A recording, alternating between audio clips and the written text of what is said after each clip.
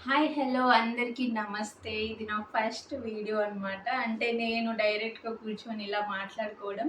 ఇలా ఎందుకు మాట్లాడుతున్నానంటే first Kannayya birthday రావడానికి ఇంకా 1 మంత్ టైం ఉంది. ఈరోజు ఏప్రిల్ 28, మే 28 అయితే వాడి బర్త్‌డే అనమాట.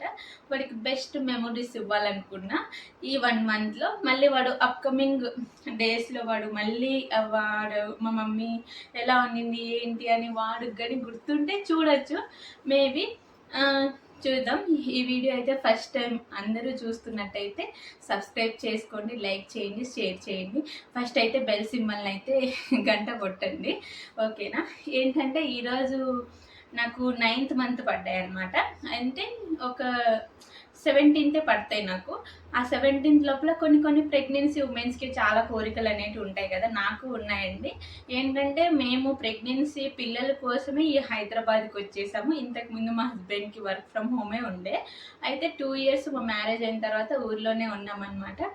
ఫస్ట్ అయితే మేము అవంతా ఎందుకులేండి. ఫస్ట్ అయితే ఆ మెమొరీ ఏంటో చెప్తాను. తర్వాత కొన్ని వీడియోస్‌లో ఈ వీడియో సేవ్ చేసిన తర్వాత మిగతా వీడియోస్‌లో నేను చాలా అనేవి చెప్తాననమాట నా ప్రెగ్నెన్సీ జర్నీ గురించి. ఇప్పుడు ఏంటంటే ఈరోజు 28 మా హస్బెండ్‌కి నేను అడిగాననమాట. నా కోసము ఏమంటారు, ప్రతి ఒక్క అమ్మాయికి శ్రీమంతం అలాంటివంతా చేయాలని ఉంటది కదా! కొంచెం నర్వస్‌గా ఉంది మాట్లాడాలంటే. Don't mind. ఓకే. శ్రీమంతం చేయాలండి అని నేను చెప్పాననమాట. అయితే మా హస్బెండ్ వచ్చేసి అమ్మ వాళ్ళకి చెప్తే అమ్మ వాళ్ళు ఆచారం లేదు అది అని చెప్పారనమాట. అయితే నాకు కొన్ని కోరికలు అనేటివి మిగిలిపోతాయి కదా! అయితే మా హస్బెండ్ నాకు సర్ప్రైజ్‌గా నేను ఈరోజు షాప్‌కి తీసుకెళ్తాను. నీకు నచ్చిన శారీ, నీకు నచ్చిన కావాల్సింది తీసుకో అని చెప్పారనమాట. అయితే అక్కడే వచ్చిందండి ట్విస్ట్. నేను ఫస్ట్ ప్రెగ్నెన్సీ నుంచి నాకు చాలా క్రిటికల్ ఉండే అనమాట. అసలు మేడం వచ్చేసి స్టెప్స్ దిగకూడదు, అసలు అసలు పడుకుని ఫుల్ బెడ్ రెస్టే ఉండాలని చెప్పేశారనమాట. నేను అందువల్లే అందరికీ దగ్గరలో ఉన్నా కూడా నేను ఎవ్వరిని కలవకుండా అయితే చాలా దూరంగా ఉన్నాను. అసలు నా ప్రెగ్నెన్సీ జర్నీ కొంచెం క్రిటికల్‌గానే అనిపించింది. హ్యాపీనెస్ అనేదే లేదనమాట నాకైతే. మా హస్బెండ్ కూడా నా కోసం, అతను కూడా ఎక్కడికి వెళ్ళలేదు. నన్ను చూసుకోవడానికి ఉండాలి కదా! ఇంకా అమ్మ వాళ్ళైతే ఇంకా రాలేరు కాబట్టి ఆయనే చూసుకున్నారు. నాకు ప్రతిదీ అమ్మలాగా చూసుకున్నారనమాట. చాలా మంచిగా అనిపించింది ఆయన నా విషయంలో తీసుకున్న కేరింగ్ అయితే. థ్యాంక్ యూ అండి. ఇంకా నెక్స్ట్ ఏంటంటే అలానే కొన్ని డేస్ అయితే అలానే సాగిపోయాయి. నేను తర్వాత నాకు శ్రీమంతం చేయించుకోవాలనిపించింది. కానీ కుదరలేదు. ఇంట్లో చేయకూడదని చెప్పారు. నాకనేది కోరికలు మిగిలిపోతాయని చెప్పేసి నాకు అన్నీ బెస్ట్, అన్ని మ్యారేజ్ అయినప్పటి నుంచి ఎన్ని శారీస్ ఏమున్నా నాకు ఏవి అంత ఇంపార్టెంట్ ఏమి అనిపించలేదు. ఎందుకంటే నాకు పెద్దగా రెడీ అవ్వడం అంటే అస్సలు ఇష్టం ఉండదనమాట. ఎందుకు నేను ఎప్పుడు సింపుల్‌గానే ఉంటాననమాట. అక్క వాళ్ళు కూడా చెప్తూ ఉంటారు. మా అక్క వాళ్ళు కూడా, "ఇందు నువ్వు రెడీ అవ్వచ్చు కదా, ఇలా ఉండు ఇలా ఉండు" అని చెప్తుంటారు. కానీ నాకు అస్సలు ఇష్టం ఉండదు. కానీ ఫస్ట్ కన్నయ్య పెట్టెలో ఉన్నప్పుడు నాకు ఫస్ట్ టైం కలిగిందనమాట. నేను మంచి చీర కట్టుకోవాలి, మంచిగా రెడీ అవ్వాలని చెప్పేసి ఫోటో షూట్ కూడా చేయించుకోవాలని ఉండే. కానీ అన్ని టైమ్స్ మనకి అనుకూలంగా ఉండవు కదా! నాకు కూడా అలానే అయిపోయిందనమాట. ఇంకొకటి చెప్పాలి. ఈ బెస్ట్ నేను నేను ఈ ప్రెగ్నెన్సీ జర్నీలో నన్ను మోటివేట్ చేసి నన్ను ఇంతవరకు తీసుకొచ్చిన పర్సన్ అంటే ఒకరున్నారండి. తను నా బెస్ట్ ఫ్యామిలీ ఫ్రెండ్ అనమాట, అనిత. ఆ అమ్మాయి నర్సుగా వర్క్ చేస్తుందనమాట. తను నన్ను మంచిగా మోటివేటెడ్ చేసేదనమాట. ఏమవ్వదు అని. దీనికన్నా ముందు మా హస్బెండ్ ఉన్నారు. వీళ్ళిద్దరు కానీ నా లైఫ్లో మంచిగా మోటివేషన్ ఇవ్వకపోతే నేను చాలా స్ట్రగుల్ అయిపోయేదాన్ని అనమాట. బెస్ట్గా వాళ్ళకి నేను ఎప్పటికీ రుణపడి ఉంటాను. Thank you so much.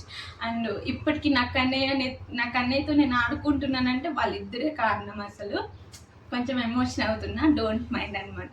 నన్ను కొంచెం ముందు తన ప్రెగ్నెన్సీలో నేను కూడా అలానే హెల్ప్ చేశాను. నిజంగా చెప్పాలంటే నాకు చిన్న పిల్లలు అంటే లిటరలీ చాలా ఇష్టం అనమాట.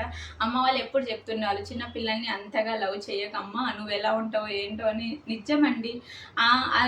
నేను ఇష్టపడ్డమే నాకు శాపంగా మారిపోయిందేమో. నేను నా ప్రెగ్నెన్సీలో ఒక్క హ్యాపీనెస్ మూమెంట్ కూడా లేవన్నమాట. అసలు కన్నయ్య పుట్టిన తర్వాత కూడా వాడితోటి ఇప్పుడు మాటలు వస్తూ పరిగెత్తుతున్నప్పుడు కొంచెం వాడి చేష్టలకి నేను హ్యాపీ ఫీల్ అవుతున్నాను. కానీ కొంచెం ఎప్పుడు స్ట్రగుల్ ఇరిటేటింగ్గానే ఉండేది. ఎందుకంటే సౌండ్ ఇరిటేటింగ్ అవంతా వచ్చేసాయండి ప్రెగ్నెన్సీలో. చాలా చాలా నేను మనిషినే చేంజ్ అయిపోయాను. అసలు ఇలా ఉండేదాన్ని కాదు. కలర్ కూడా చేంజ్ అయిపోయింది. మొత్తం ఇంకా అన్ని ఆల్ ఇన్ ఏది కూడా ఫుడ్ నుంచి బాడీ వరకు మొత్తం చేంజ్ అయిపోయాయి అనమాట. తర్వాత తను నాకు చాలా మోటివేషన్ ఇచ్చింది. థ్యాంక్ యూ అనిత, ఈ వీడియో నువ్వు కూడా చూడాలి. నెక్స్ట్ ఏంటంటే మా హస్బెండ్ నన్ను ఫస్ట్ నేను ఎప్పుడూ స్టెప్స్ దిగకూడదని చెప్పారు డాక్టర్ అయితే. హాస్పిటల్ ఇంకా వేరే వేరే దానికి అస్సలు దిగకు, ఎటు వెళ్ళకు, బెడ్ రెస్ట్లోనే ఉండి హెవీ వర్క్ చేయకని చెప్పేశారనమాట. మా హస్బెండ్ నాకంటూ కొన్ని కోరికలు మిగిలిపోతాయి కదా, అవి తీర్చాలి కదా, తను పెద్దగా చేయకపోయినా చిన్నగానే చూపించాలి కదా అని చెప్పేసి నాకున్న శారీస్లో బెస్ట్ మూమెంట్ అంటే ఆ రోజే అండి. నేను ఫస్ట్ షాపింగ్కి వెళ్ళేసి నా హస్బెండ్ నేను ఇద్దరం అనమాట. ఈ శారీ అయితే నాకు తీసుకో అని చెప్పారు. అంటే ఎంతైనా పర్లేదు నువ్వు కొనుక్కో అని చెప్పారనమాట. మనం ఎంత అంటే అంత ఎక్కువ అమౌంట్ అయితే కొనుక్కోలేం కదా, తెలుసు కాబట్టి. అందుకే నాకు తోచినంత అమౌంట్లో అయితే ఈ శారీ నేను తీసుకున్నాను అనమాట. చాలా మంచిగా అనిపించింది నాకు.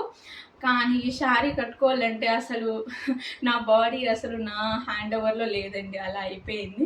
కానీ ఈ శారీ కట్టుకోవడానికి, దీనికి బ్లౌజ్ స్టిచ్ చేపించడానికి అన్నిటికీ నా ఫ్రెండ్ అనమాట. అది లేకపోతే నా మెమరీస్, నేను ఇంత స్ట్రాంగ్గా ఉండేదాన్ని కాదు. డెలివరీ రోజు కూడా అదే నా పక్కన ఉండిందనమాట. నాకంటూ డెలివరీ రోజు ఉన్నది అమ్మ, మా హస్బెండ్, అది నా ఫ్రెండ్ అనమాట. ఇక్కడే నాకు హైదరాబాద్లోనే డెలివరీ అయింది. చాలామంది అడుగుతుంటారు, నువ్వు నిజంగా ప్రెగ్నెంట్ అయ్యావా, బాబుని నువ్వే కన్నావా అని చాలామంది ఇప్పటికీ డౌట్ ఉంటుంది. వాళ్ళకి రావడంలో కూడా తప్పులేదు. ఎందుకంటే ప్రెగ్నెన్సీ ఉంటే చాలామంది శ్రీమంతము అలా ఇలా అన్నీ చేయించుకుంటారు, చెప్పుకుంటారు అంతా ఉండేదన్నమాట. కానీ నా లైఫ్లో అవేం లేదు. ప్రెగ్నెన్సీ అంటే కొంచెం నేను సెక్యూర్గానే సీక్రెట్గానే ఉండిపోయాను. ఇక్కడే ఉండిపోయా, ఎవరికి తెలియదు. వన్ ఇయర్ నేను ఊరికే వెళ్ళలేదన్నమాట. అటు అమ్మ వాళ్ళ సైడు, ఇటు అత్తమ్మ వాళ్ళ సైడు, అక్క వాళ్ళందరినీ చాలా మిస్ అయ్యాను నేను నిజంగా చెప్పాలంటే. ఆ 1 ఇయర్ నేను ఎవరిని కలవలేదండి. ఫస్ట్ ఒక 5th మంత్లో అయితే మా అక్క వాళ్ళు ఏదో జాతర చేస్తున్నారని చెప్పేసి అప్పుడు కూడా కొంచెం స్లోగా నిదానంగా డాక్టర్ పర్మిషన్తోనే హైదరాబాద్ నుంచి రాయలసీమకి అయితే వెళ్ళాము. అక్కడ అందరిని ఒకసారి అప్పుడు చూశాను అనమాట. అమ్మ వాళ్ళని కూడా అప్పుడే కలిసేసి వచ్చాను. కానీ 5th మంత్లో అంత పెద్ద పొట్ట అనేది రాదు కదా, ఎవరికి తెలియలేదన్నమాట. ఫస్ట్ టైం నేను బాబుని తీసుకొని మా ఊరికి వెళ్ళినప్పుడు అందరూ షాక్ అయ్యారు. నిజంగా బాబు పుట్టాడా, నువ్వే ప్రెగ్నెంట్ అయ్యావా అని చెప్పేసి అన్నారనమాట. చాలామంది నాతో అన్నారు. ఇంకా అందరికీ చెప్పుకోలేం కదా. తర్వాత ఈ శారీ స్టిచ్చింగ్ అంతా అయిపోయిన తర్వాత ఇక్కడ ఉప్పల్లో మినీ శిల్పారామం అని ఉంటుంది అనమాట. అక్కడికి వెళ్ళి ఫోటోషూట్ చేయించుకున్నా. చాలా చాలా హ్యాపీ అనిపించింది. ఆ రోజైతే లిటరలీ చెప్తున్నా, నాకు చేతులకి బ్యాంగిల్ కూడా పట్టుకోకుండా ఉండే, నా గోల్డ్ బ్యాంగిల్స్ కూడా సొట్టబోయాయి అనమాట. అంత వెయిట్ ఉన్నాను నేను నిజంగా. అంటే అసలు నా ఫేస్ నన్ను నేను చూసుకోవడానికి కూడా అసలు భయంకరంగా ఉన్నాను. మా అమ్మ మొత్తం చెప్తుంది అనమాట, అసలు ఎలా ఉన్నావు తల్లి నువ్వు అని చెప్పేదన్నమాట. అసలు చాలా షాకింగ్గా ఉన్నా. ఇప్పటికీ ఈ చేంజ్కి అయితే వచ్చాను. పర్లేదు, ఓకే. అప్పుడు అలా ఉండడానికి కారణం కూడా మన మంచికే కదా. మన లైఫ్లో ఇంకొక బేబీ రావడానికి మనం ఎన్ని చేంజెస్ అయినా అవ్వచ్చు. కానీ దాన్ని అయితే నేను ఎక్కువ మైండ్లో తీసుకోవట్లేదు. కానీ చాలా హ్యాపీ మూమెంటే. కానీ నాకు కొంచెం ఎందుకో స్ట్రగుల్ అయినాను అని కొంచెం అనిపించింది అనమాట అప్పుడు. పర్లేదు. ఇంకొకటి ఉందన్నమాట. నా పుట్టింటి నుంచి నాకు అన్నయ్య అనమాట. నాకు ఒక్కరే అన్నయ్య, నేను అన్నయ్య అంతే. అన్నయ్య నా కోసం, అమ్మ రాలేదు, అమ్మకి ఎప్పుడు పనే ఉంటుండండి. ఇప్పటికీ అమ్మ నా దగ్గరికి రావాలన్నా తనకి ఉంటుంది, కానీ మనసులో తనకి ఏమంటారు, రావాలంటే ఒక సిచ్యువేషన్ రావాలి, సందర్భం రావాలి అని చెప్తారు కదా. తనకు అలా నేను కూడా అమ్మ వచ్చి నా దగ్గర కూర్చోవాలని ఉంటుంది, కానీ తన పని తను చేసుకోనివ్వు, ఇప్పుడు కాకపోతే ఎప్పుడు చేసుకుంటారు, ఇంకా అన్నయ్యకి మ్యారేజ్ అవ్వలేదు కదా అని నాకు ఉంటుంది. తనకు నేను ఎప్పుడు స్ట్రగుల్ పెట్టాను అనమాట. తను కూడా అలానే నాకు ఫోన్, నేను రోజుకి ఒకసారి 2 times చేయకపోతే వాళ్ళకి టెన్షన్గా ఉంటుంది అనమాట. రోజు నేను వాళ్ళకి కాల్ చేసి మాట్లాడాలి. ఇంకా నెక్స్ట్ అన్నయ్య ఏంటంటే, అమ్మ చెప్పింది రేపు పిల్లకి ఏమైనా తీసిచ్చు అని చెప్తే, నిజంగా అండి మా అన్నయ్యకి అసలు కూరగాయలు కానీ ఏమీ తీసుకునేది రాదు, అసలు షాపింగ్ చేసేది రాదు, ఏం రాదు. నా కోసం వాడు వచ్చి స్వీట్స్ అండి, చాలా అంటే ఒక బ్యాగ్కి మొత్తం స్వీట్స్ అండ్ ఫ్రూట్స్, ఇంకా నా కోసం ఫ్లవర్స్ ఎప్పుడూ తీసుకురాలేదండి. చాలా అంటే చాలా హ్యాపీయెస్ట్ మూమెంట్ 7th మంత్లో. ఇది మా హస్బెండ్ చేసింది 9th మంత్లో. ఫస్ట్ అమ్మ వాళ్ళే తీసుకురావాలని చెప్పారు కదా, వాళ్ళే తీసుకొచ్చారు. అంటే అన్ఎక్స్పెక్టెడ్గా తీసుకురావాలని కాదు కానీ ఎందుకో పిల్లకి ఇవ్వాలి అని చెప్పేసి ఇచ్చారనమాట.